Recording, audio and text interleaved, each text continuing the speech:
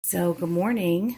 It is October 18th, and I have just cleaned out both of my sink basins in preparation of washing all of the mass canning that we have been doing. It's a little before 9 o'clock in the morning, and this is pretty much what we got going on. So, down here you can kind of see that we've got a lot of jars of canned items to put up. So some of them are empty and I can move those, but the majority of it's full. So what I'm going to do is I'm just going to go ahead and get these out of the boxes and kind of organize a little bit to start putting them in the sink. It's real simple. What you want to do is you just want to go ahead and fill up your sink with warm soapy water.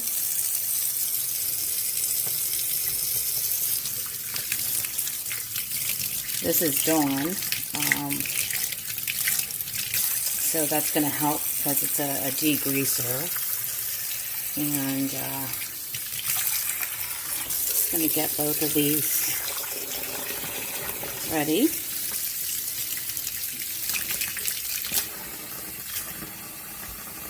And while they fill up, I'm going to get my jars ready to start putting them in here.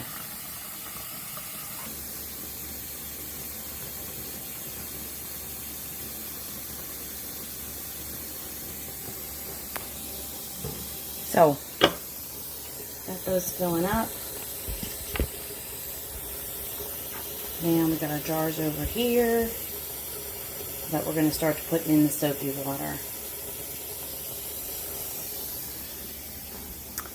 I'm going to bring this back here just to kind of give you a good view.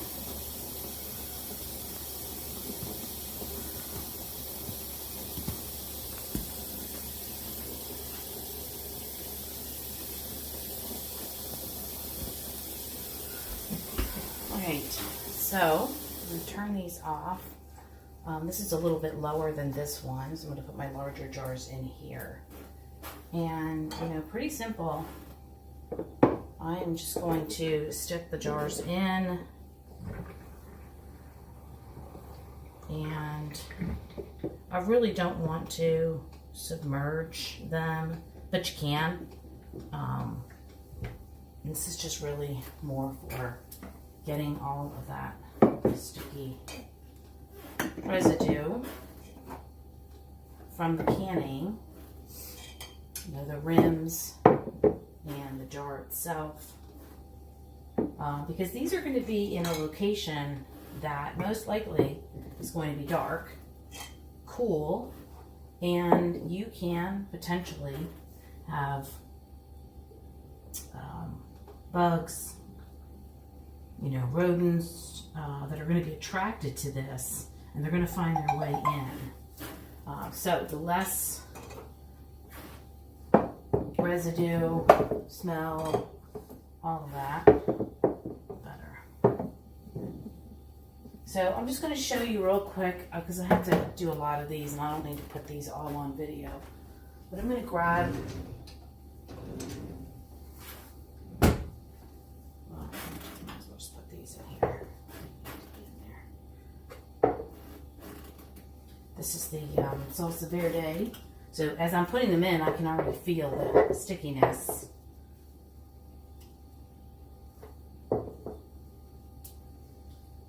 If we ever get the farmhouse done, I do have a farmhouse sink, that big basin sink with no divider.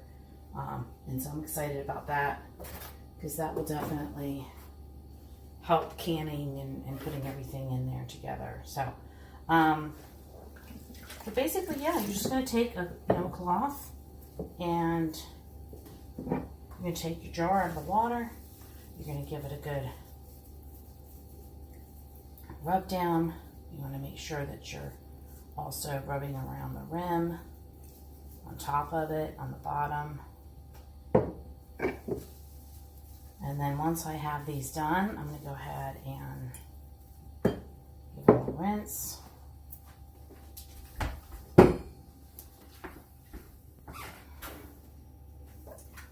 Okay, so this is the last one. Again, you want to make sure that you're, rubbing around your lid and that whole area around there, because, it is sealed, pressure sealed, so it's fine.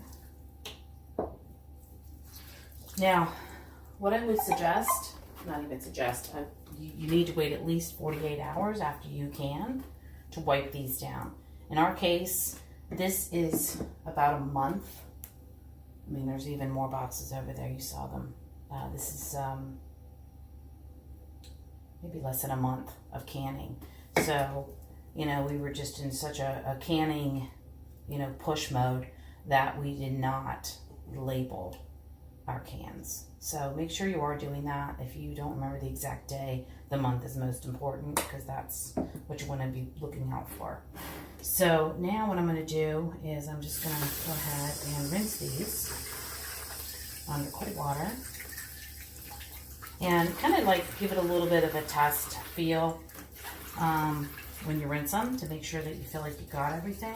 Get your fingers kind of underneath that edge of the glass right in there on the bottom.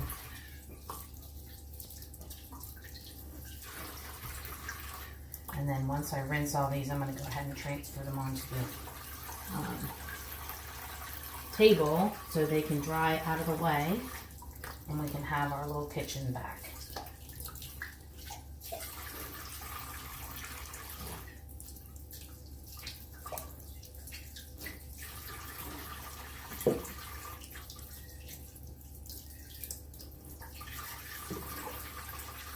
This is our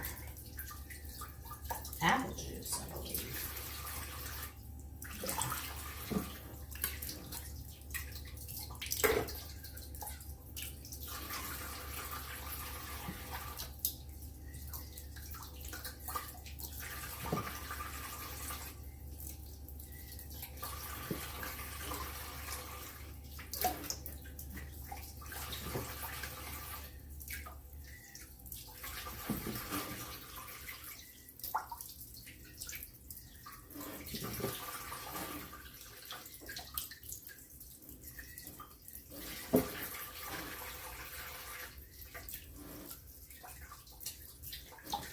So these feel good. Definitely smooth to the touch. I don't feel any residue. And as they're drying and I start putting them back in the box, if I feel something else, then obviously you're going to just go ahead and start the process again. I'm going to go ahead and get the other cans in here. Turn my water back to warm. And just move through these as fast as I can and get our day started.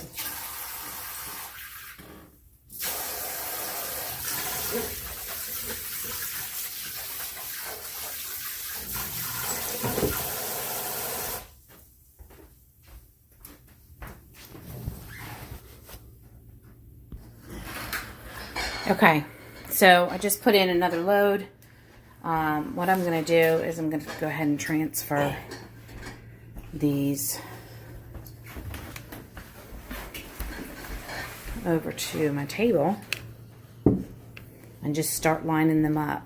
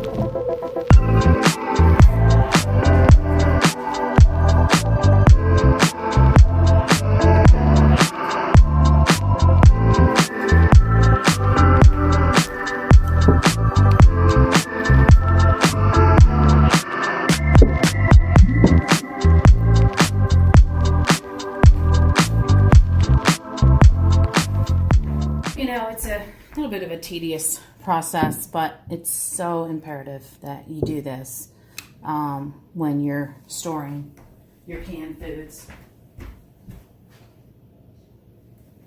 We've seen a couple of videos. You may want to Google some or YouTube. Search on fails of cleaning the jars and what has happened to some people, and you kind of see their experience. And it's a mess because you realize you have to now clean out your entire pantry of where you're keeping them, because the mice, the rodents, they're leaving all kinds of droplets, residue from them, and they're spreading that all over your jars. So you basically have to start all over and clean your jars. I've seen some where they have to repair their pantry because there's a hole where they got in, or there's several holes. So those are rodents that definitely know their way in when they can smell something. And if you have any leftover residue and they smell that, they're going to figure it out, and they're going to get in, and they're going to make a mess. Not to mention, if you don't realize it until later and you start opening up cans, you're potentially bringing that disease or whatever that rodent left behind.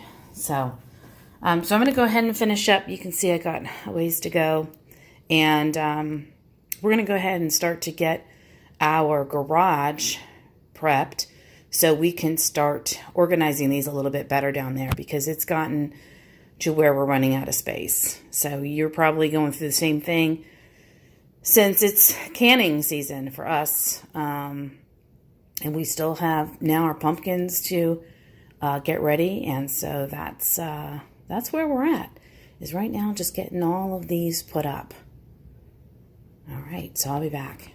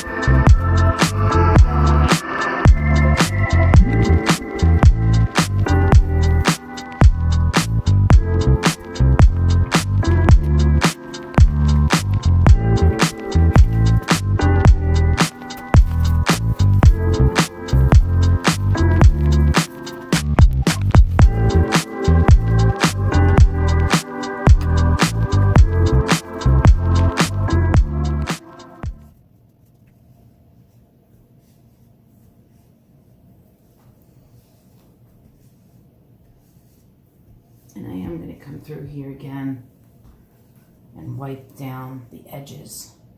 Make sure that no water is under there, because, it's not worth it to have that chance of water trapping and potential rusting. Maybe I'm being over cautious, I don't know. But if you would have seen the video that we saw with what the mice was capable of doing in a short amount of time in the person's canning room or pantry, you might be doing this too.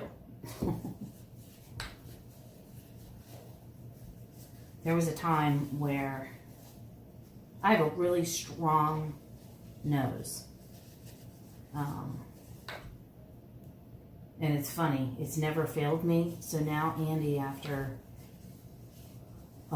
17 years now, after knowing that about me, if I smell something, he is determined to figure out what it is. And it's sometimes my nose is just so specifically alert to unique smells, like a rodent, or, I've even smelled dead birds. And maybe most people would, I don't know, but it just seems like that I can walk into a room, like I can smell a skunk miles away, and he'll say, "Oh, skunk." And he's like, "What are you talking about? I don't smell anything." And then it's like, a few minutes later, he smells it. And he's like, I don't know how you smell that. So anyway, my point is, one day we were in the garage, and every day I would come home and say, I don't know, I just smell this nasty smell, almost like a dead carcass or something. I don't know. And so, we checked briefly, didn't see anything. And then next day, I'd come home through the garage and say, oh, there it is again. I smell it again. Well, that weekend, we were determined to find it because I kept smelling it. And he could not smell it. So maybe he has a weak nose. I don't know.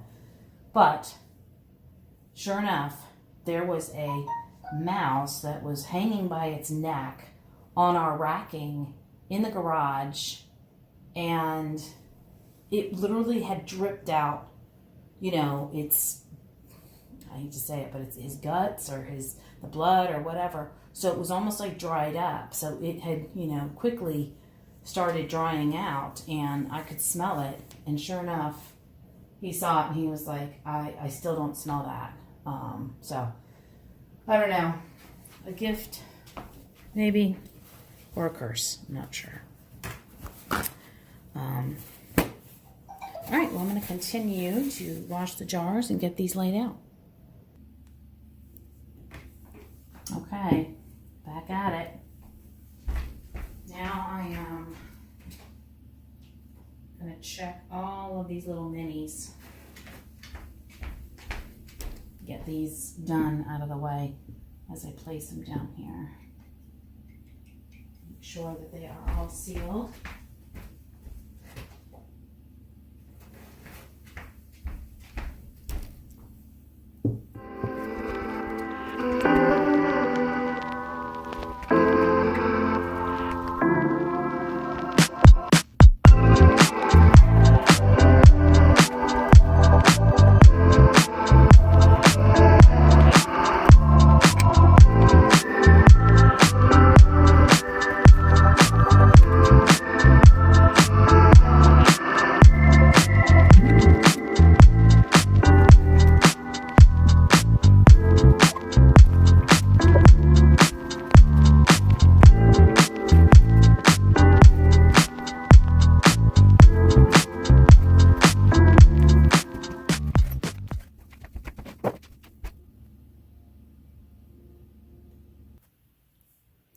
Okay, guys, I am done.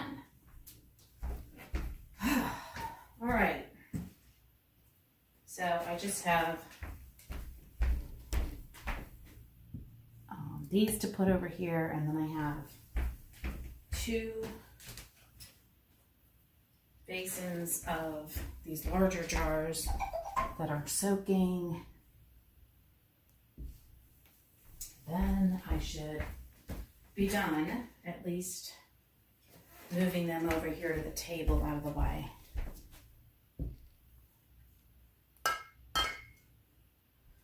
Andy had picked up the turkey yesterday. We were hoping to get a pasture-raised turkey, and they are very expensive. It would have been about $200 for a 20-pound by 16 to 20-pound turkey. So I would love to try that, but that is just too steep for my budget. So we ended up going to our local grocery store and getting one for a lot less. And that's just what we chose to do.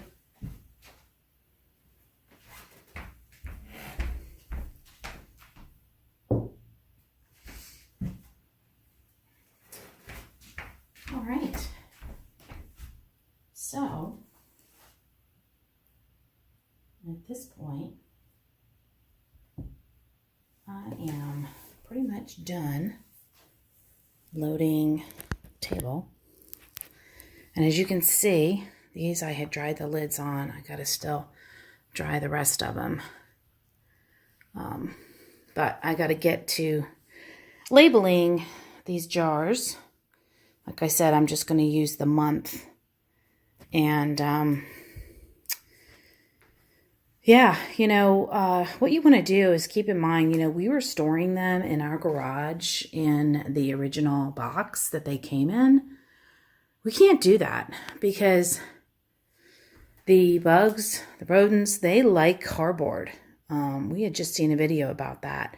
And it makes sense because when I lived in Florida, I remember that I would always discard my cardboard and stuff out of the house, garage, wherever I had it, because I know that sometimes it's not even the cardboard as much as it is the glue that holds the seam together of the cardboard boxes.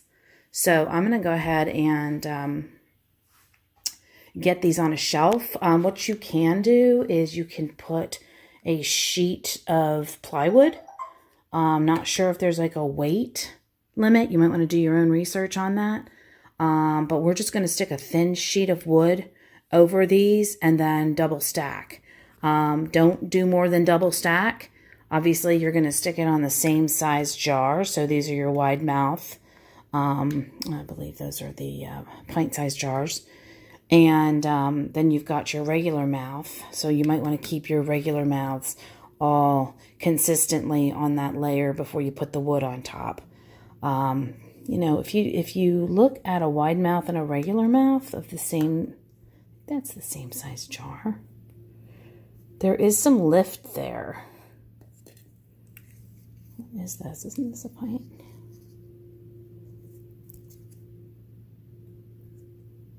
Oh, I'm going to take my glasses off. Can't see. And I have my other hand. Hold on.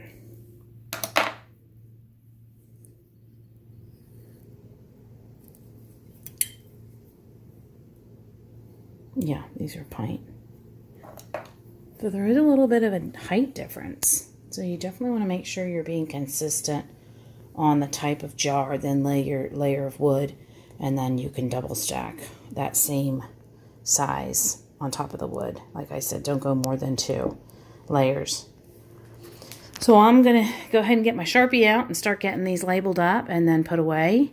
And we will probably show you what we end up doing down in the garage to get these better stacked as well as organized.